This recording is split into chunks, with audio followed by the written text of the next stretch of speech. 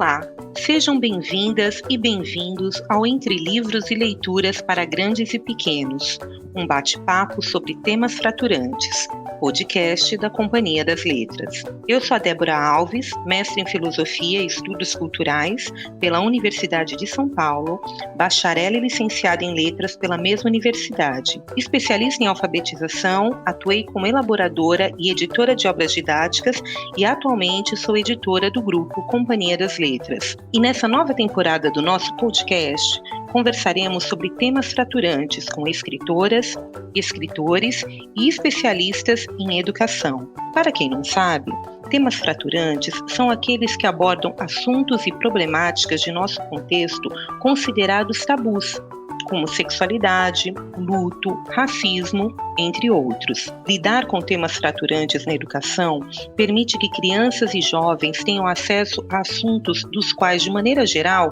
costumam ser poupados. E nós gostamos de aprofundar essas discussões justamente para subsidiar melhor os educadores que levarão essa discussão para dentro de sala de aula. E nesse episódio da nova temporada do nosso podcast, conversaremos com a antropóloga e historiadora Lília Schwartz e com a pedagoga e especialista em educação Débora Vaz. A Lili é professora titular sênior do Departamento de Antropologia da USP e Visiting Professor na Universidade de Princeton. É autora, entre outros livros, de O Espetáculo das Raças, As Barbas do Imperador, Brasil, uma Biografia, Lima Barreto, Triste Visionário, Enciclopédia Negra e O Sequestro da Independência, todos publicados pela Companhia das Letras. A Débora é pedagoga, especialista em educação e diretora pedagógica do Colégio Santa Cruz de São Paulo. Vamos conversar bastante sobre o programa de ampliação da diversidade racial e ações antirracistas que ela desenvolve no colégio e que tem tudo a ver com as temáticas que vamos levantar por aqui. Bem-vinda, Lili. Olá, Débora, tudo bem? Boa tarde, bom dia, né? A todos e a todos. Na verdade, estamos sem horário aqui. Muito obrigada às duas Déboras por estarem aqui conversando. Muito obrigada. Bem-vinda, Débora. Muito obrigada, editora, pelo convite, Lília, pela companhia, Débora, por conduzir a conversa aqui hoje. Desejo que a gente tenha uma boa e profunda conversa sobre o assunto. Teremos. Bom, antes de entrar no assunto, só para organizar a conversa, como eu também sou Débora, e para não confundir os ouvintes, podem me chamar de Dedé. Não será uma intimidade forçada, pois eu já conheço e admiro as duas há um tempinho. Então fiquem à vontade, Dedé, eu aqui, Lili e Débora. Combinado? Então vamos começar. Vamos falar hoje sobre óculos de cor. Eu lembrei também mais de uma coisa. A gente aqui precisa fazer um pacto de não dar spoiler do livro. Vai ser difícil, eu sei. É um desafio, mas vamos tentar. Então, para quem ainda não conhece, Óculos de Cor conta a história de encontros. Um encontro entre um garoto branco, chamado Alvo, e uma menina negra, a Ebony. E o encontro do menino Alvo com ele mesmo. Alvo e Ebony têm personalidades e jeitos de ver a vida bem diferentes, mas vão aprender muito um com o outro. Mas o ponto mesmo é a mudança de perspectiva do Alvo. O texto ele nos convida a acompanhar todo o processo do Alvo em se reconhecer na sociedade. A temática étnico-racial permeia a narrativa literária e mobiliza principalmente o conceito da branquitude. E daqui eu passo a bola para você, Lili. Acho que vale começar pelo conceito. Então, o que é branquitude e o que te motivou a escrever essa obra? Bom, branquitude é um estado de conforto estrutural por parte das pessoas brancas. Eu sou uma pessoa branca, então eu mudei o meu eixo. Durante muito tempo eu acreditei que eu falava sobre as populações negras. Depois eu entendi que, como uma intelectual branca, estudiosa do darwinismo racial, das teorias raciais, eu na verdade, falava sobre branquitude. O que é branquitude? O Brasil foi o país que mais recebeu mão de obra escravizada, né? Ou seja, os números atuais destacam que mais de 12 milhões de pessoas foram sequestradas da África. Dessas 12 milhões, acredita-se que só 10 milhões chegaram com vida às Américas. E dessas 10 milhões de pessoas, 4,8 tiveram como destino o Brasil. Então, é inegável o quanto o Brasil recebeu as populações africanas, assim como é inegável, segundo os dados do IBGE, de hoje em dia, estamos falando em 2023, que a maioria da população brasileira é negra. 56,4% da população, se nós unirmos as categorias do IBGE, preto e pardo. Pois bem, a despeito de nós contarmos com uma maioria negra, no Brasil, as populações negras são maiorias minorizadas na representação. Isso porque no Brasil temos um racismo estrutural no sentido de que ele é sistêmico, ele estrutura as nossas relações e as nossas vidas, de maneira que as populações negras não fazem parte dos postos de poder. Eu me refiro ao espaço das escolas, aos espaços das instituições públicas, das instituições privadas, das instituições culturais, ou seja, durante muito tempo nós naturalizamos esses que são espaços de poder. Então, o que faz a branquitude? Racializa todo mundo, só não racializa a si mesmo, como se brancos não tivessem raça. Claro, tem raça e tem privilégios, tem aquilo que as populações brancas durante tanto tempo chamaram de meritocracia, e vejam bem que eu não estou negando mérito, mas meritocracia, como é que falamos em meritocracia numa sociedade tão desigual? O Brasil, além do mais, é o 6º país mais desigual do mundo. Então, nós tendemos a essencializar essa que é uma nova versão do mito da democracia racial. Né? Ou seja, mérito como? Se as populações brancas têm mais acesso à educação, têm mais acesso, por exemplo, ao letramento, né? A outros idiomas. Então, estamos falando o quê quando falamos de branquitude? Estamos falando de privilégio, estamos falando de políticas que durante muitos séculos foram silenciadas e que nós precisamos agora politizar, falar e tirar dessa névoa do que é natural. Não há nada de natural nessa situação. Acho que nós vamos conversar mais sobre isso. Eu não quero aqui ter o privilégio da fala. Eu só queria responder rapidamente a segunda parte da questão da Dedé, que é qual é a motivação de escrever um livro como esse, chamado Óculos de Cor, que tem um subtítulo que é importante para mim, Ver e Não Enxergar. Porque o que faz a branquitude? Ela confunde esses dois verbos. Ver, eu defendo no livro, é uma capacidade biológica. Quase todas as pessoas, mas nem todas, infelizmente, têm acesso à visão. Enxergar é uma opção cultural. Então, eu fui motivada por o quê? Por uma tentativa de fazer com que as crianças discutissem esse tema tão fundamental. Discutissem não apenas o preconceito, o racismo, que já é muito importante, porque nós temos que alterar o nosso currículo básico, mas discutissem branquitude. Né? Ou seja, que lugar é esse? Que lugar é esse que não se denomina? Então, esse foi o desafio de, através dos olhos do alvo, poder ver mais, poder enxergar mais sobre a sociedade brasileira. Essa mudança de perspectiva do alvo, ela acontece muito pela escola, né?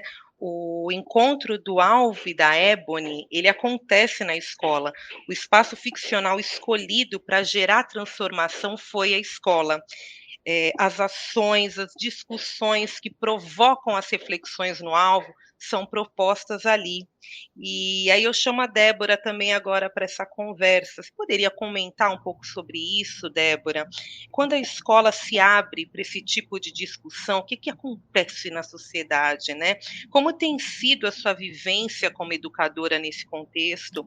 É possível mensurar resultados? Um desafio imenso, né? Porque estamos muito, muito atrasados. Nós não estamos falando de algo que está sendo feito naquilo que a gente poderia chamar, idealmente, de um bom tempo.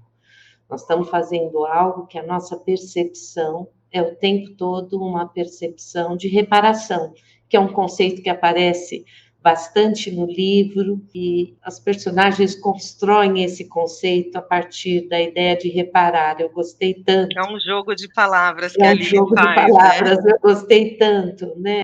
Repare bem. Eu estava pensando que a tarefa da escola tem sido essa de buscar uma ação de reparação. Então, em primeiro lugar, eu preciso dizer, e isso também aparece no texto, no livro, que o grande compromisso da gente deveria sempre ser, sem negar a importância da escola privada, a valorização da escola pública, que é onde a gente tem uma experiência mais próxima daquilo que de fato é uma boa distribuição da população brasileira. Então, eu queria sempre que a minha fala, mesmo do lugar da direção da rede privada, chamasse a gente a pensar na importância da defesa da escola pública e de políticas públicas e de bons projetos de formação e de enfrentamento dessa questão no chão da escola pública e no chão da escola privada. Esse tema é tema de luta há séculos no Brasil pelos movimentos negros. Mas um grupo de famílias se organizou, de maioria feminina, acho importante dizer isso também, alguns pais bem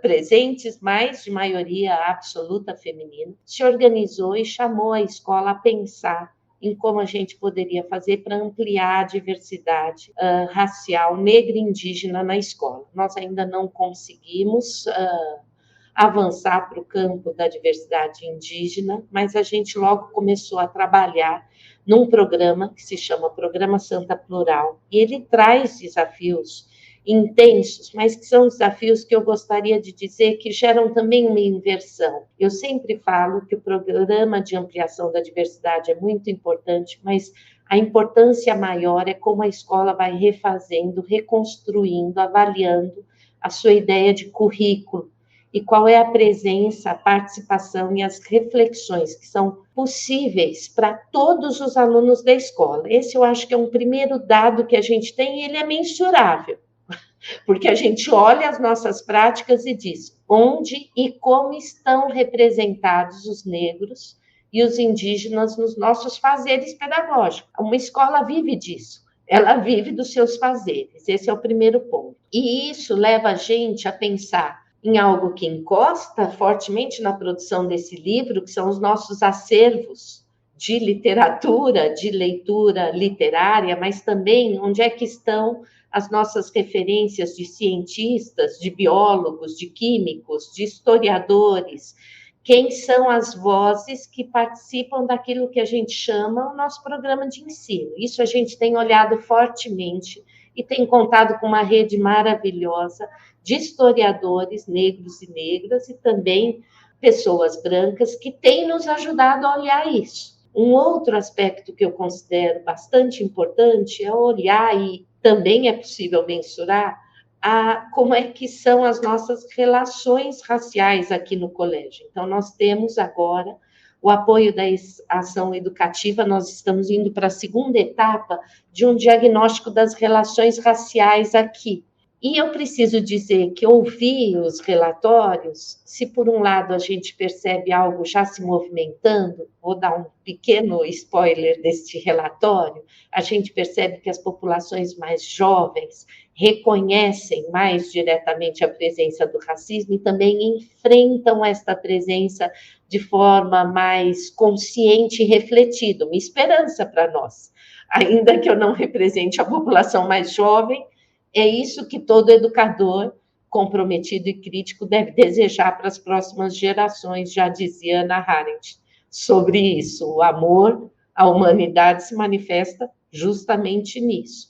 Mas também a gente começa a olhar nos relatórios como é que isso aparece aqui. E também nas ações formativas. Quantas vezes nos encontramos, nos reunimos, quais são os temas, quem participa dessa construção aqui. E os números, né? Nós somos uma escola que, num primeiro censo, há 3 anos, descobrimos o que já sabíamos, que nós somos uma escola de aproximadamente 2.600 alunos no diurno e no matutino, e à noite nós recebemos 600 alunos na nossa EJA e cursos técnicos, e em 2020 e 2021 nós tínhamos nos cursos matutinos 30 alunos, em 2.600, autodeclarados negros.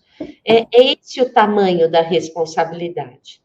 Curiosamente, isso reafirma o que eu disse sobre a escola pública. Na nossa EJA, nós temos uma representação bastante próxima da população brasileira, aproximadamente 54% de alunos autodeclarados negros e negras. E esse é um número.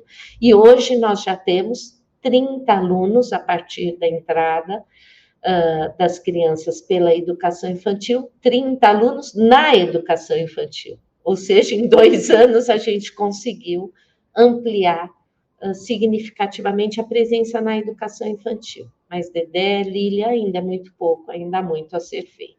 Sim, e é um processo complexo, né?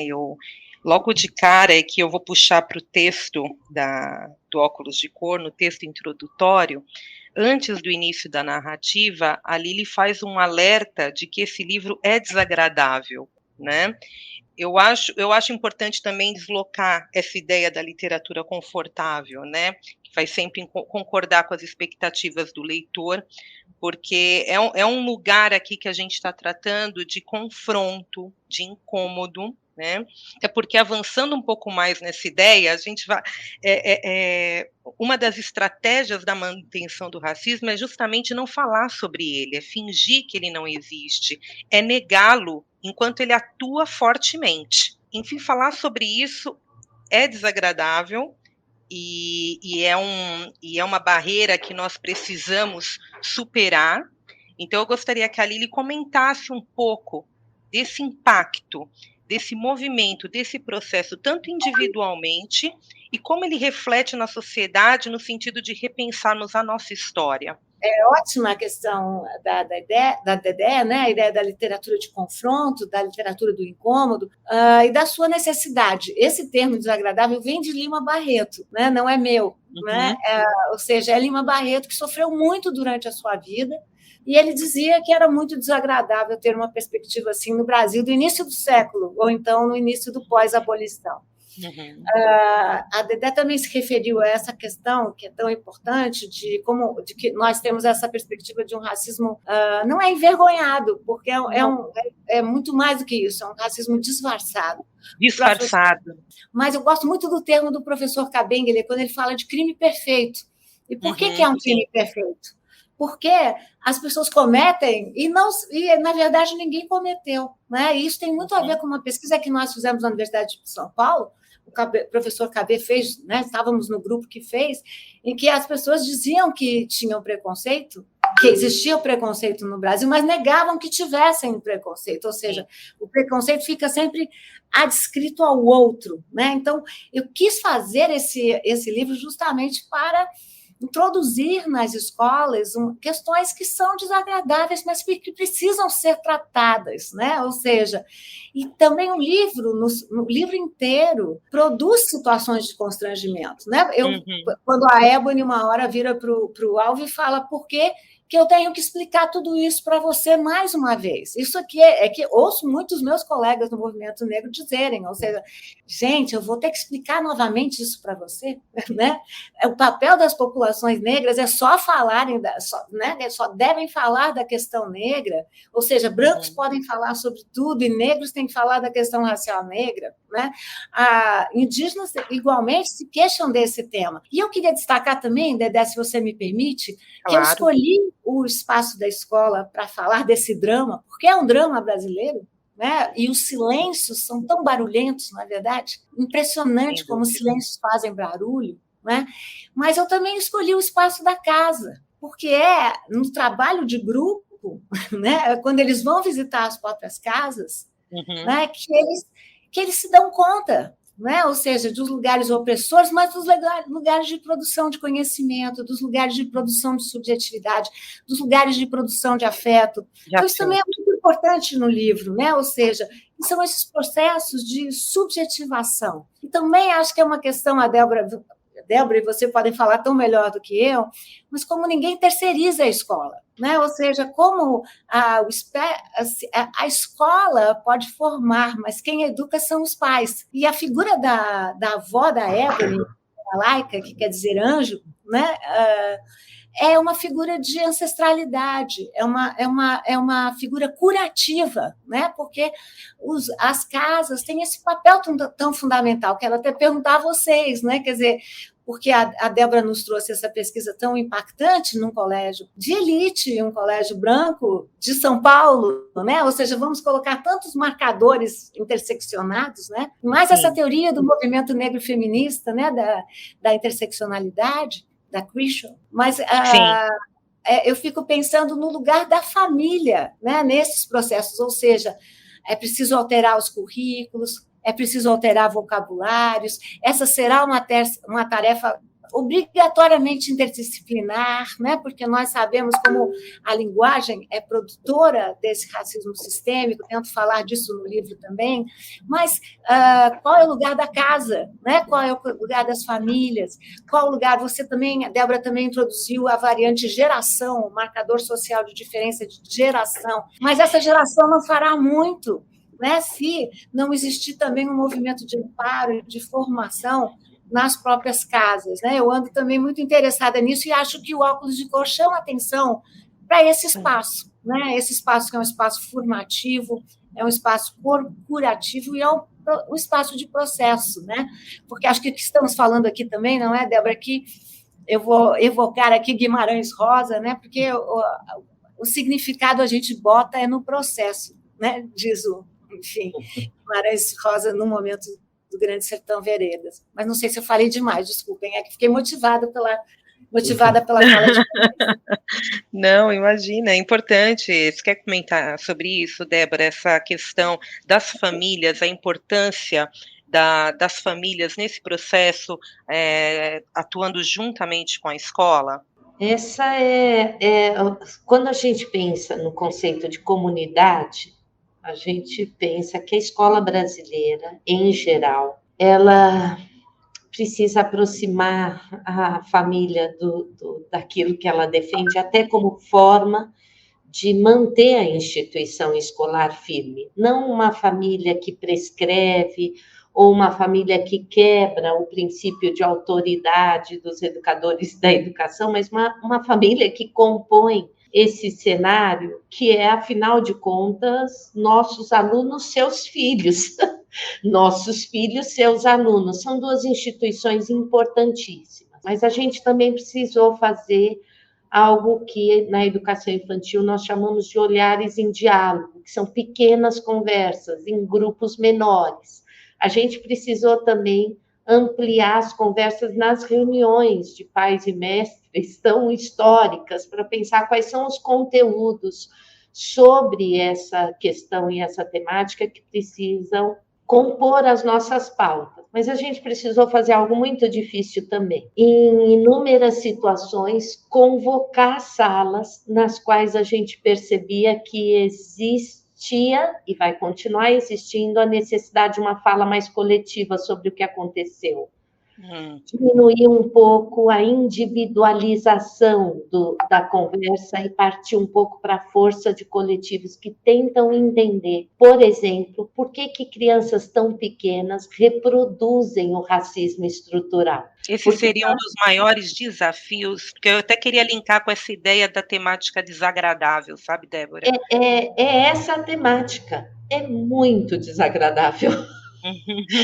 É fora daquilo que a gente deseja como ideal de conforto, porque nós vamos ter que reconhecer o que de nós produziu o fato de crianças muito pequenas manifestarem em seus comentários, formas de brincar, a violência do racismo. Manifestarem, o professor Kabengele aqui disse algo muito interessante, que há uma entrada inicial que a gente pode chamar que é do estranhamento no convívio com a diversidade racial. Mas vejam que aí já é algo que eu falo pensando em um país que mais da metade é composto por pessoas negras. As crianças das escolas privadas estranham o convívio entre pares na diversidade racial.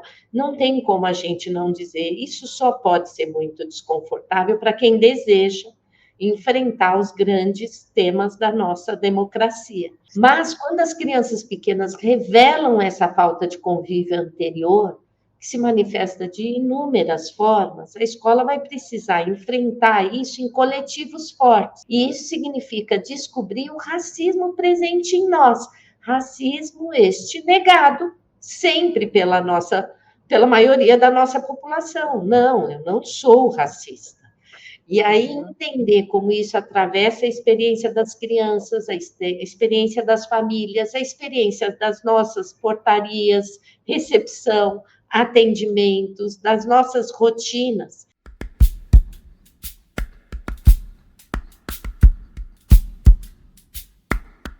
Eu queria voltar, ainda dentro do contexto escolar, mas voltar em duas ideias aqui que já apareceram, que é a da meritocracia e da interseccionalidade.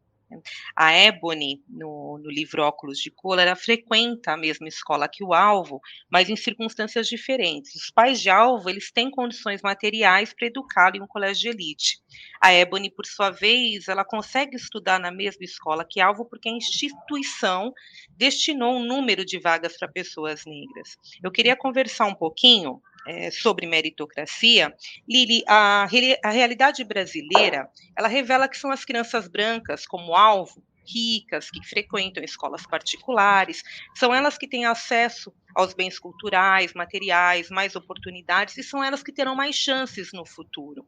Apesar das políticas afirmativas, a dinâmica social dentro do nosso sistema, infelizmente, ainda exclui mais do que inclui. Você poderia comentar um pouco sobre isso e sobre a importância de refletirmos de uma maneira interseccional sobre esse assunto? Uma questão que é forte no livro, de como a Toni Morrison, né, prêmio Nobel negra, primeira mulher negra a ganhar o prêmio Nobel, que tem a ver com a questão, diz que as palavras não são uma representação da violência, elas são a própria violência. Então, vejam como nós classificamos o mundo sempre em conexão com isso que eu estou chamando de racismo estrutural, que, por sua vez, é uma definição que foi divulgada, ampliada pelo Silvio Almeida, nosso atual ministro da Diversidade, né, dos Direitos Humanos. Né? Pois bem, vamos falar então disso. A sociedade brasileira vai produzindo, como numa espiral mítica, uma série de termos para não falar do racismo que nós vivemos. O mais famoso, já tivemos o termo do branqueamento, né? Termo igualmente perverso, suposto que as pessoas enriquecem e embranquecem no Brasil, né? Ou seja, que é um lado justamente do crime perfeito do racismo brasileiro. Já falamos nos anos 30 de democracia racial, isso num país que estava a um passo do apartheid social. Eu tento demonstrar isso no meu livro chamado Espetáculo das Raças. Né? O médico Renato Kell vai à África do Sul, no início do século XX, para estudar os modelos de apartheid e aplicar no Brasil. Então, o que era a democracia racial? Era vender para fora e para dentro do país essa ideia de que esse era um país que daria exemplo para o mundo, né, de democracia. Que democracia é essa se a maior parte da população continua excluída dos postos de poder e de mando? Pois bem, a ideia de meritocracia vem do suposto de que a cultura, as nossas benesses são universais, que nós vivemos num país de direitos universais. Bom, essa construção da ideia de mérito é uma construção que data da Revolução Francesa. Há muitas virtudes na ideia de pensar em uma humanidade só, né, acima de tudo. É esse conceito também, Dedé, que acabou com a noção de raças, que costuma dizer não existe raça, só existe uma raça humana. Ora, gente, na prática, o que acontece? Tudo bem que biologicamente só existe uma raça, a raça humana, mas as sociedades produzem raças, que nós antropólogos e sociólogos, de raça social. E essa raça social produz realidades. Então não adianta nós ficarmos nos conceitos. Ora, meritocracia é um conceito que tem a ver com essa ideia de universal. É a mesma coisa que nós fazemos nas artes. Nós chamamos de arte sem adjetivação a arte ocidental, não é isso? Que beleza, eu quero ver Leonardo da... Eu quero ver. Botticelli, eu quero ver. Mas nós chamamos de artesanato o que produzem os outros grupos. Chamamos de artesanato, de arte popular, de arte naive, de arte ingênua. Ora, esse é o mundo das classificações que nós temos que condenar, temos que incomodar novamente para voltar aqui ao nosso tema central. Ora, não existe a gente pensar só em meritocracia, eu repito, num país que é o 6º país mais desigual do mundo, é o famoso dourar a pílula. É não falar do que existe na realidade, que pessoas brancas, como eu repito, têm mais acesso às escolas privadas, têm mais acesso a viagens ao exterior, têm mais acesso a uma formação humanista até. Né? Isso não é uma questão de mérito, é uma questão, estamos falando de questões históricas, questões sociais e questões políticas. Então, essa é uma questão forte e que o livro traz de maneira muito desagradável e agradável, porque eu parto do princípio que falar disso, curar, né? Falar é curar. O silêncio, ele é castrador, ele produz trauma, não é? Uhum. É uma questão importante. E a interseccionalidade também. Vejam só, o conceito de interseccionalidade não partiu de filósofos ou filósofas brancas, partiu do feminismo negro. E qual a importância de falar isso? Quem é Crishaw? Né? É uma advogada negra que destacou como a produção da diferença era feita não só a partir de marcadores isolados, raça, gênero, região, geração. Ela era produzida a partir da interseccionalidade desses gêneros. Por que é tão importante pensar que essas são filósofas negras? A Lélia Gonzalez já falava de interseccionalidade aqui no Brasil. Sueli Carneiro, Crishaw, Patrícia Hill Collins. Não é uma coincidência que elas sejam mulheres feministas negras, porque o que elas provaram é que o feminismo branco era que o feminismo até então era sobretudo de pessoas brancas. A questão da interseccionalidade é central no Brasil, porque a produção da diferença se faz não só, mas muito, por conta da questão racial, mas é por conta da interseccionalidade de classe, estamos falando de pessoas negras que moram nas periferias, da questão de gênero, né? Quais foram as pessoas que mais morreram de Covid no Brasil? As mulheres negras das nossas periferias. Isso é um exemplo da agência, né? Da interseccionalidade.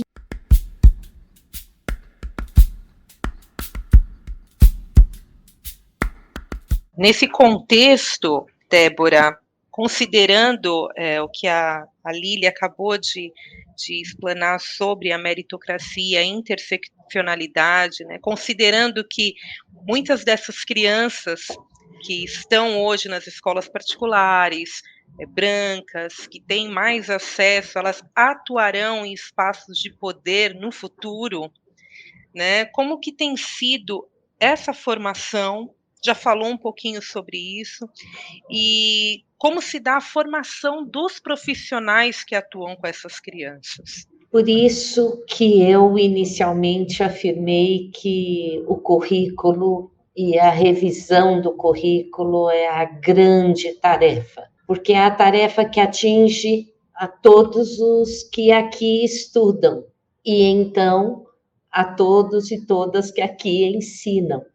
E quando a gente está num ambiente escolar, a gente sabe que todos atuam como educadores. A gente tem os educadores da portaria, que vivem estes efeitos de ter que transformar o seu olhar sobre o mundo, sobre si mesmos e também sobre aqueles que chegam todos os dias à escola. Das crianças pequenas que se reorganizam, se reorientam a partir dessa experiência de convivência, mas dos educadores na docência que cotidianamente vão ter que criar esse ouvido, essa escuta, esse tempo de estudo para descobrir qual foi a nossa omissão histórica, porque é isso que está posto.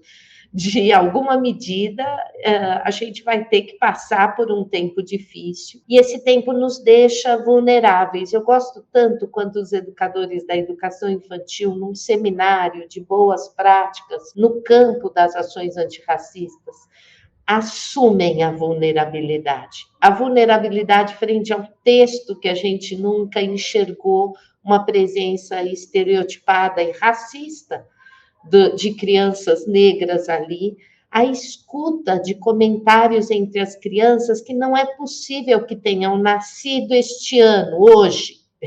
Estavam ali de alguma forma, se intensificaram, sim, a partir da presença de um grupo maior de crianças negras no grupo, mas que, de alguma forma, caíam nesse campo da omissão e da falta de intervenção ativa, prática e crítica de todos nós.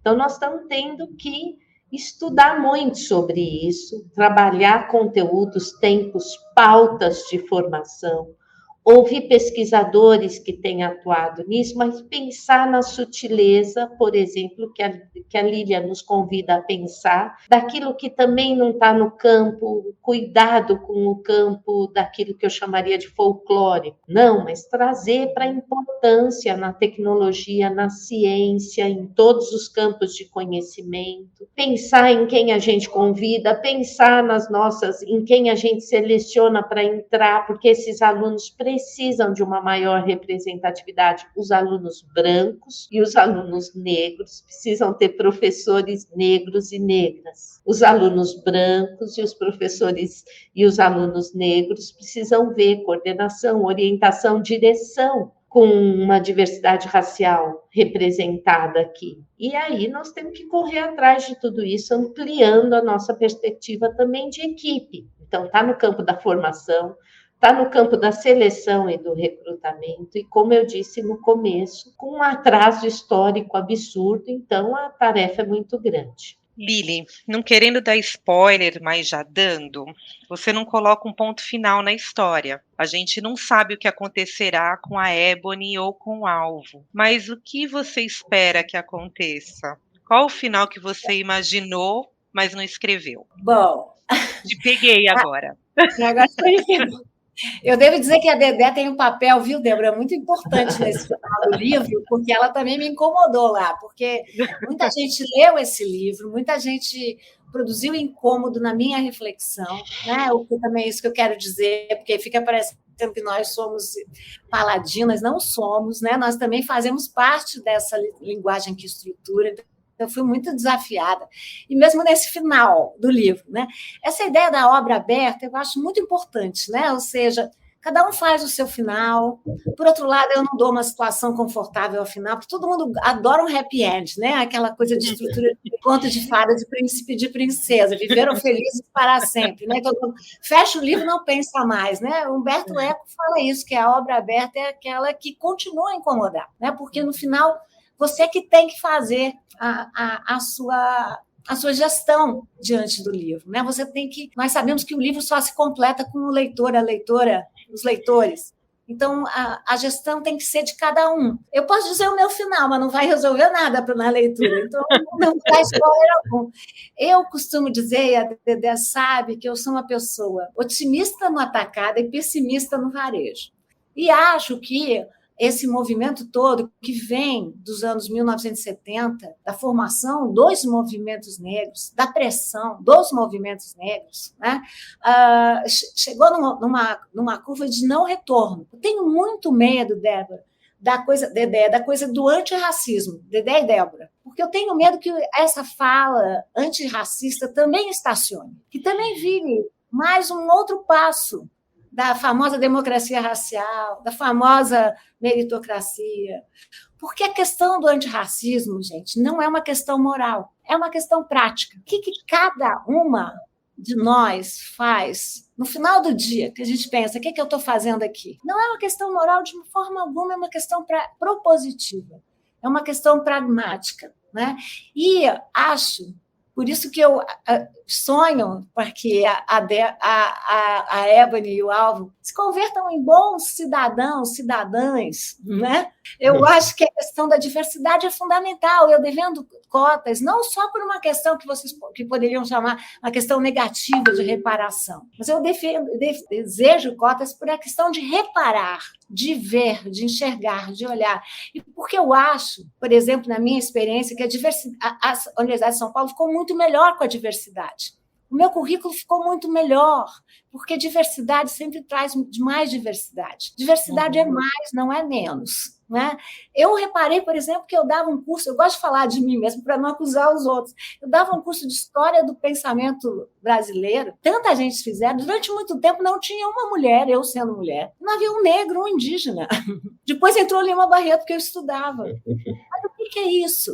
Não é? E foi o ativismo, o encontro com o ativismo dos meus alunos, com o ativismo dos meus colegas, que me fez ampliar esse curso, que está muito melhor, na minha opinião. Por que é melhor? Não é uma questão moral, é porque é mais representativo, proporcionalmente representativo. E é disso que estamos falando. Seremos um país muito melhor quando nós formos mais representativos. Então, penso que nós, as pessoas brancas, né, como eu, repito, nós temos que trabalhar como aliados, aliadas e aliados, porque a causa dói mais nas populações negras, é mais urgente, mas ela é uma causa de todos nós, porque, como disse o próprio movimento negro, na década de 70, nós não teremos uma democracia enquanto nós formos tão desiguais, né? Então, é esse meu desejo para o Álvaro e para a Ébony. E claro que todo autor ele se esconde nos seus personagens, né? Sim. É o meu desejo, mas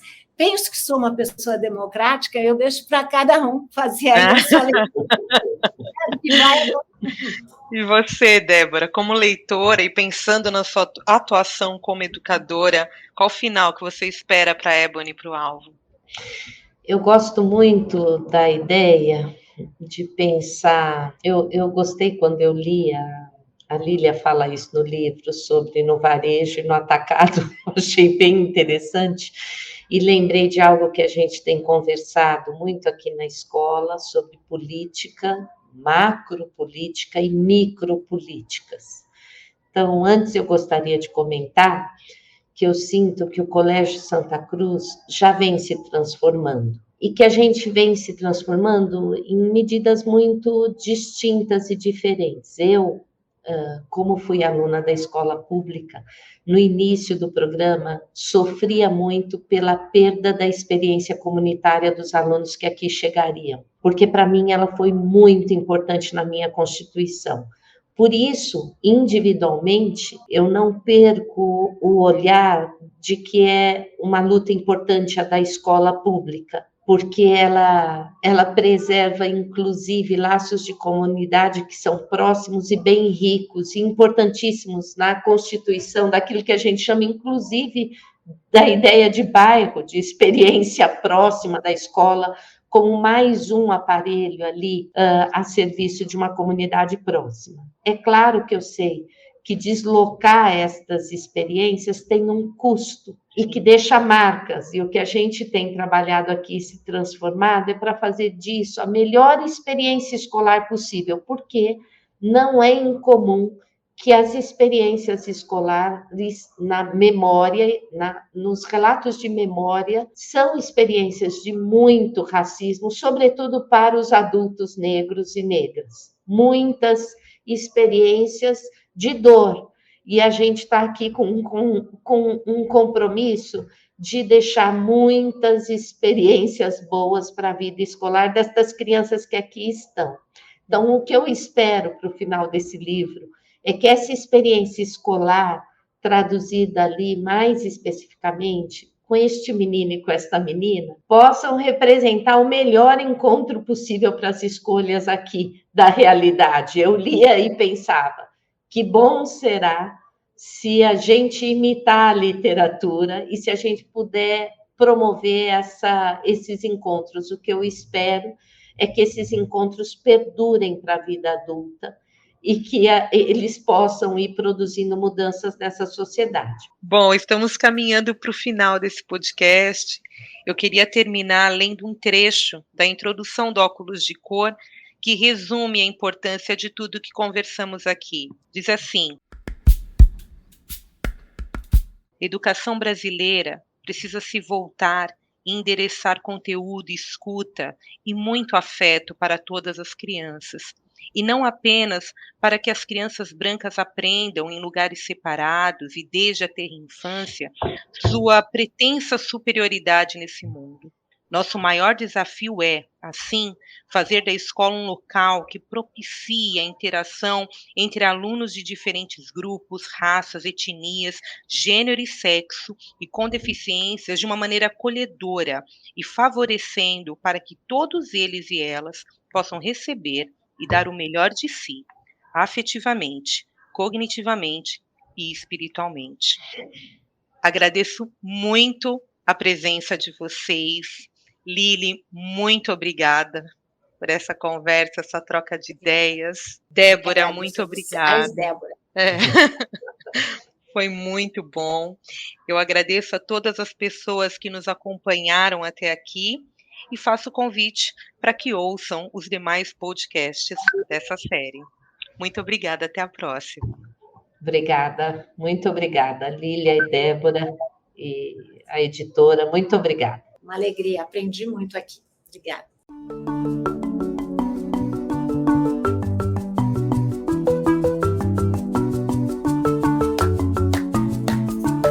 E este foi o Entre Livros e Leituras para Grandes e Pequenos, um bate-papo sobre temas fraturantes, podcast da Companhia das Letras. Muito obrigada a todas as pessoas que nos escutaram. A gente se encontra nas próximas conversas e boas leituras!